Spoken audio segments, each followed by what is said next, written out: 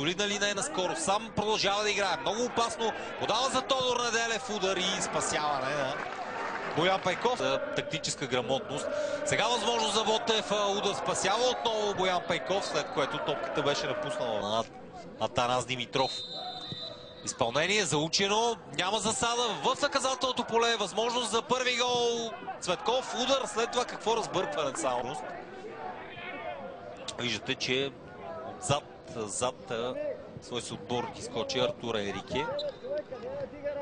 Много браво на Боян Пейков. По същото представяне и срещу Локомотив Пловдив. Сега най-лош изстрел на Борис Галчев. Евентуално класирана в Европа. Би било доста по-голям успех за него. Сега няма засада Иван Цветков и това е гол. Иван Цветков реализира за 1-0 в 31-та минута. Тодор Неделев с това извеждащо подаване.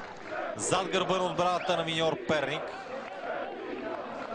Просто задължи Иван Цветков да реализира. Валян Огнянов от дистанция. Сега от една крачка засилка. Само с поемането успя да си освободи пространство и да стреля. Удар от движението. Една хубава атака на пловдивчани на Неделев, след което Галчев връща за Неделев. В ляво Станислав Костов. Възможност да стреля, прави гол. Гаров Ботев направи силни двубои. Бобан Гранчаров много близо до второ попадение. Направи хубаво фалцово центриране от крака на Сивърс Прокипката. И отново фалцово центриране, възможност за игра с глава в Костов. Търси позиция за стрелба, хубав удар, спасява Пейков. Някоя по-опасна атака. Има шансове пред Иршак.